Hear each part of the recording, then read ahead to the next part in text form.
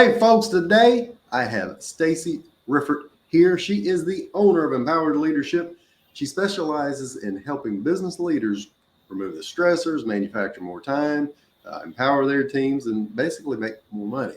It's cool because she has all the certifications. She works with a lot of different size businesses, but most importantly, she's the mom of two little boss babes. And hey, she runs all the half marathons right there outside of sunny Cleveland, Ohio. Hey, Stacie, thanks for joining me today. Thank you for having me.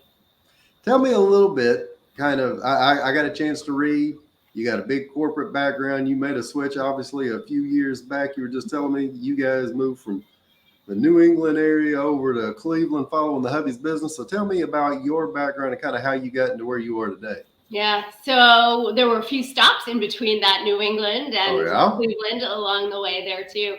I spent 19 years at PepsiCo before I opened my coaching business. So I did a whole host of things there, from new business development to running big operational teams. Like I ran a sales and distribution office outside of Boston for a number of years that had about 135 employees there. Wow. And then left that more operational side of that business to go on to do more key account selling. So and PepsiCo owns all the businesses. We're not just talking about Pepsi, Crystal Pepsi, and Diet Pepsi. They got their hands in all the snacks and everywhere. That's right. Frito-Lay and Quaker Oats are also two of our key flagship brands.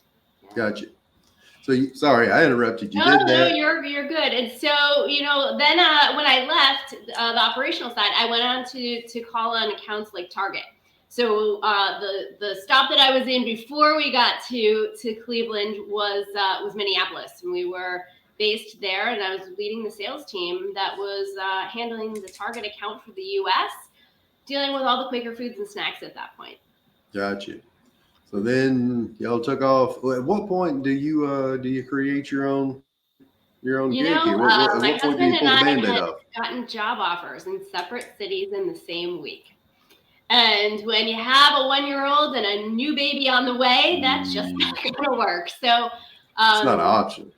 No, definitely not. So we had been moving around pretty much every 3 to 4 years following one of our two careers, and decided it was probably about that time to get one of us to a headquarter location for our organization. So we ended up following his offer to Cleveland.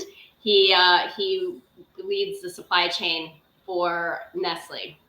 Gotcha. And so we got him to one of Nestle's U.S. headquarter locations here.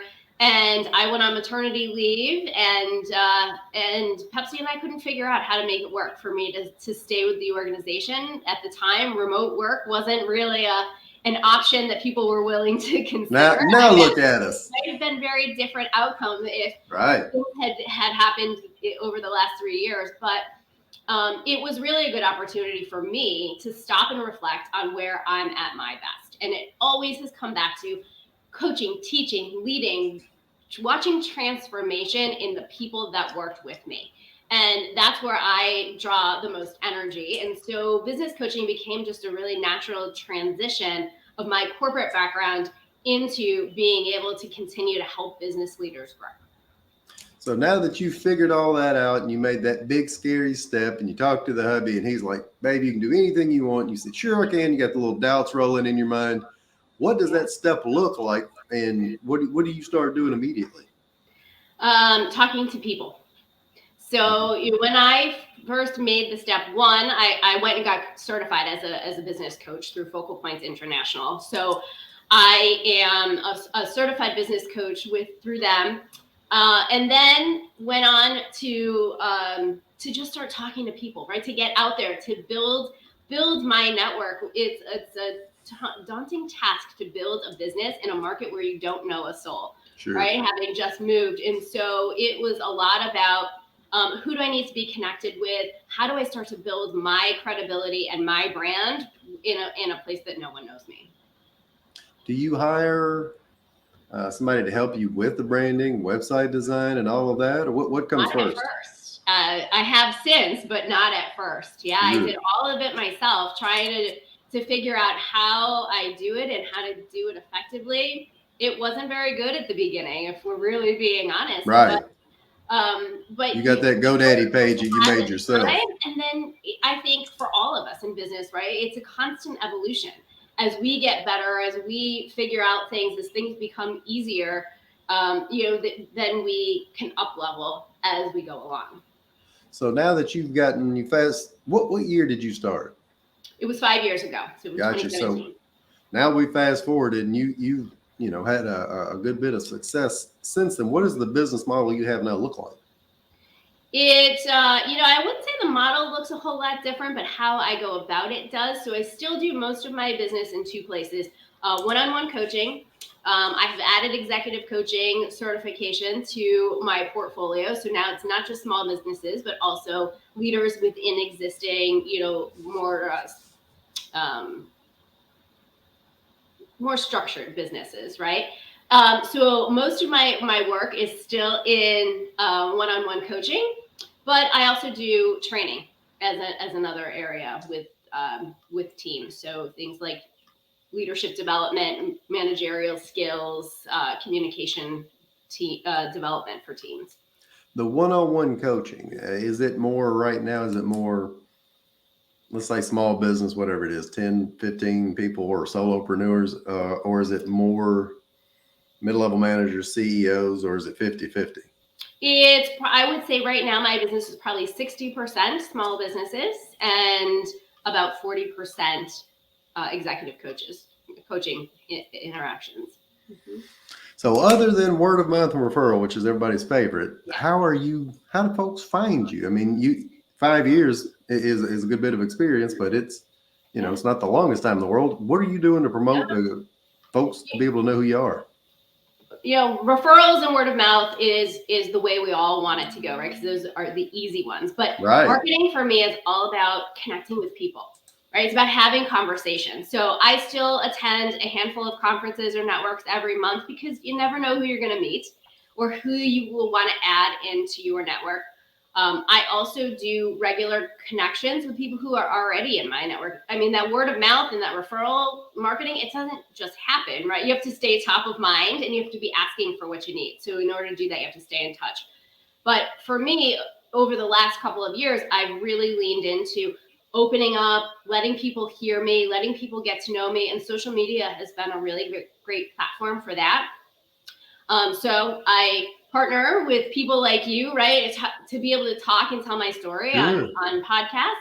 But I also put out either a blog or a video every week on my social channels, along with regular daily content, right? And so that continues to help me build my credibility, build my visibility.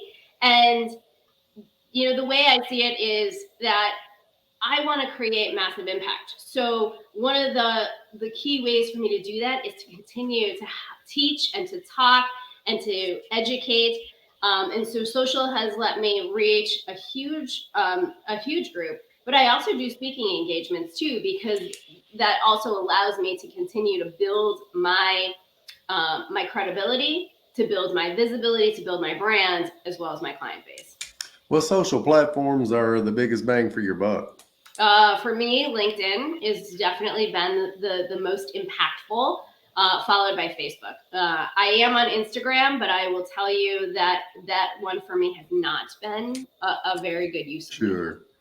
No, I'm just now learning Instagram myself, and right now it's all about vertical reels that are a minute long, which for a video guy that creates a lot of animated content for financial advisors, insurance agents, and business coaches, that the fit isn't quite there. Most of them are doing a lot like you are, a lot of email marketing, a lot of LinkedIn, a lot of speaking engagements, and those two don't always make a perfect match. And that's one thing that has driven a lot of advisors in a wide variety of areas crazy, is trying to keep up with the little algorithms. If I want to be a TikTok star, this week it's all vertical and 18 hashtags, and next week it's all you're using that now, you got to use Ling Long. It's all horizontal, and we're not using hashtags anymore. They're asterisks now. Come on, pick up this thing. We don't and that I think is one of the biggest challenges with social, and you don't own that content. So it's part of the reason why I find my website to be an important place to be able to cross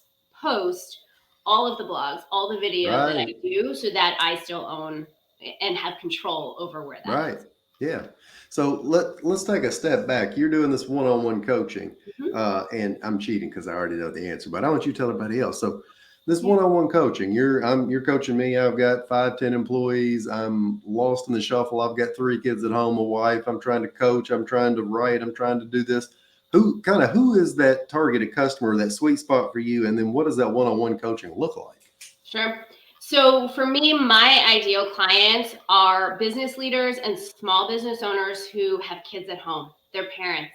Right. They are trying to be everything to everybody, and they're exhausted, they're discouraged in the process of trying to do all the things that they should do. And so I help those crazy working parents just kind of get rid of the guilt, stop the overwhelm, and build businesses that they're proud of while they also have time and energy to live their best life. And so coaching engagement with me, for most of my clients, they don't have time to meet me every week because they don't have the opportunity to do all the work in between that actually makes their businesses go forward. So I meet most of my clients every other week. Less than a third of my clients are here local in Cleveland. So I do a lot of work over Zoom, but the ones that are here local, I do meet at least once a quarter to do quarterly strategic planning sessions for them. And we work on all of those things, on strategy, on building and setting goals, on better time management, on being able to build their leadership skills and their teams in order for them to be able to get more done through the teams that they work with, so that they don't have to be the one that does everything. And they have the time to be able to then say, I can actually take a vacation and things will be okay. Sure. Or, I'm going to leave every Wednesday at 4:00 so I can go coach my son's soccer team.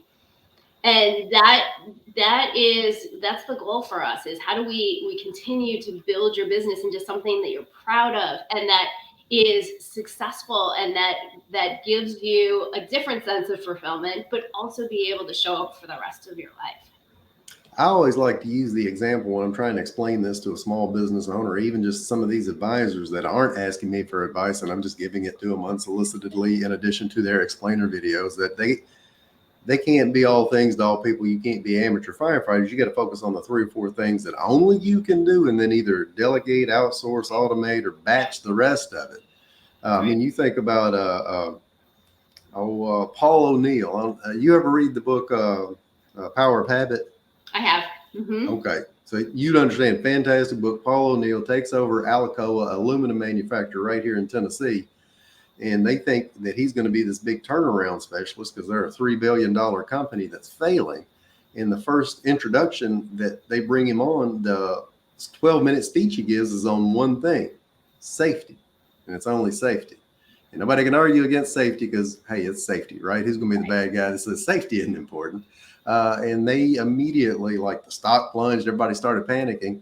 But over the next 20 years or so, or even less than that, they go from 3 billion to 27 billion because that one priority made everything else click. If you're safe, you get happy employees, productive folks, and it, makes everything go really well. So I'm guessing that's where you spend a lot of your time with the busy. And I even misinterpreted earlier because I went the stereotypical mom, and you let me know real quick that there's a lot of dads that want this. There are, and I think even over the last 3 years, as we've all gone through this pandemic, that has gotten even more exacerbated, right? More than half my clients are men who want to be present. They want to be home. They want to have dinner with their families. And historically, right, they've been the ones that have worked and have not had all of those caregiving responsibilities. And I'm seeing a massive shift in what people find important and want to spend their time on. Right. So in doing that one-on-one coaching, are you following some sort of, repeatable structure? Is it all kind of different for each and every person? What does that look like? It's a little bit of both, to be honest, right? I have a structured process. I have various modules that follow sequence, but the truth is, right, if I want you to be working today on tactics to generate more revenue in your business, and you're having an employee problem today, That's what we're going to Right. talk about. Right. Right? You kind of have to ebb and flow with where the clients need you at that moment. So in looking at you running your own business and you trying to figure out where your focus is and where your time is, what's kind of some of the indispensable, what's one or two tools that you use or software that you rely on heavily that you think everybody should know about? Yeah, so there's two things. One is outsource. Outsource what you can. Outsource Okay. the things that are not in your areas of awesome. So for me, that's been my marketing person. So I don't do 99% of my own content marketing anymore. And then the second one is the beginning of this year, I started on a software called Coach Accountable. And for me, that has been a big difference maker in my ability to automate some of the work that I do, but also to be able to up level the presentation that I give to my clients. So, it allows us to have all our session notes in one spot. It has metrics in one spot.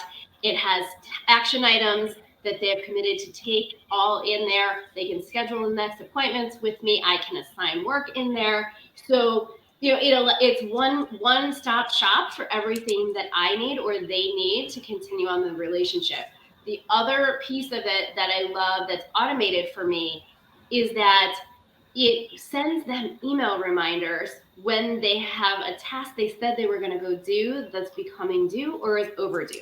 So the accountability is a lot of what people hire me for, right? A lot of times we know what we need to go do, but we just don't feel like doing it. It's like being a personal trainer. They know they got to get in the gym, but it's a lot easier if they hire you and you make them do it. So it sends you a reminder that says, hey, you told me you were going to do XYZ by today. I didn't see you checked it off yet as complete. And so it gives them that little extra push even in between the conversations that we have.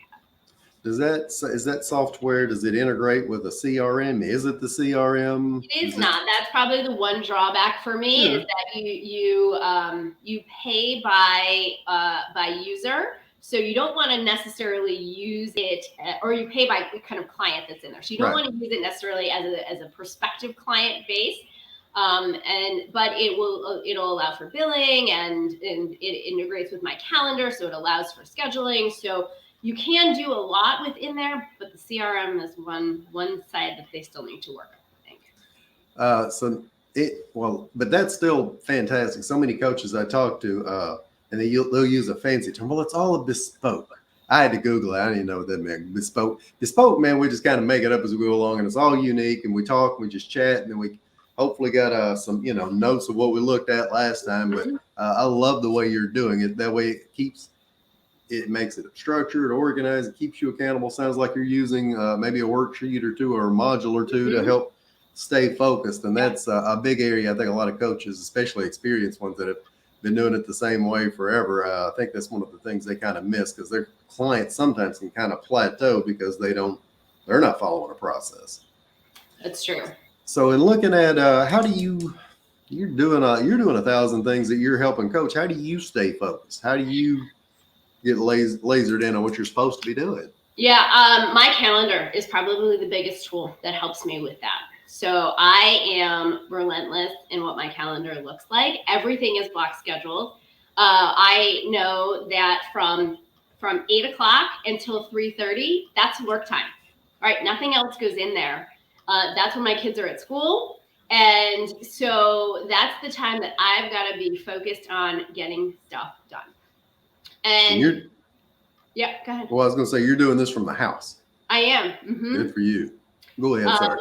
And they're not home, right? My kids are 5 and 7, so they're not home. And even when they were younger, I had them off in daycare, so that this was the thing that I could focus on during those hours. Now, when they're home, that's their time.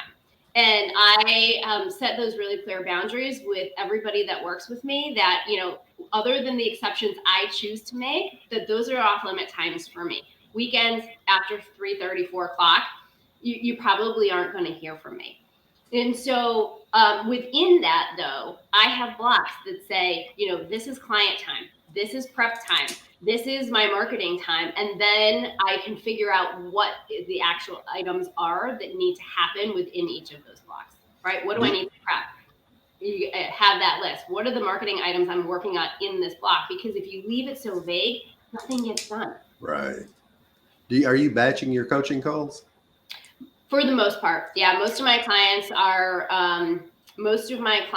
are Tuesday, Wednesday, and Friday mornings. Mm-hmm. Got you. So let's take you've been pretty generous with your time. We're going to switch gears here real quick. Humor me. What's a good book that you've read either recently or in general that you just think everybody should read? So one that I have done a lot of work with recently is called Sticking Points by Hayden Shaw. It's about generational differences and the perception of generational differences, right? And right now we've got 5 generations working in the workplace together. Now, the traditionalists, right, those guys that are 70 plus are fewer and farther between now, but they're still in a lot of cases are 5 and very often 4 generations that are working together. And there's places that comes apart. So I find that one to be really helpful. And I've also recently just picked up a new one that I am starting this week, which I'm kind of excited about, which is The Power of More by Ed Milet. And that one is really around how do you combine your thoughts and actions for you to be able to live your best life. It's probably only one more thought or one more action away from what you're doing right now. And so that'll be the next one that I start. I just heard him promoting that on I don't remember who else, somebody else's podcast, not his own. But yeah, that was everything. It was just this one more thing like in the gym, that one more rep you're going to do. That's going to one more day of that habit change that you're trying to make, right? One more phone call that you don't want to make could become the difference. Humor me. What's one of the better around $100 purchases you made? All the supplies to build my standing desk at my treadmill. Are you walking right now? No. Okay. If I was, you would see the head bopping up and down a little too much for what I'd like. But I bought just some really quick, easy supplies to put a shelf essentially over the armrests of my treadmill so that I can do all my administrative stuff down there while I'm walking. And so you don't walk super fast, right? Or you can't type and read and all of that. But if I'm doing research on a new topic I'm talking about, if I'm doing email triage, if I'm even sometimes doing my P&L reviews, right? I'll do it while I walk, and it puts me, another 3 to 5 miles ahead of where I was at the beginning of the day without even blinking an eye. How many steps you getting doing this? Some days you'd be over 20,000, depending on how long I've been sitting there, right? I don't tend to do video calls on it because it's distracting, but depending on what you're working on, you could do a good number of steps in a day. What'd you do? Just Pinterest that thing yourself?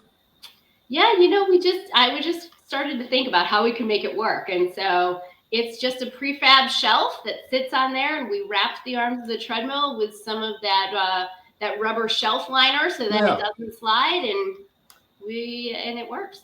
You should have the boss babes making that in the garage and then selling it. I know.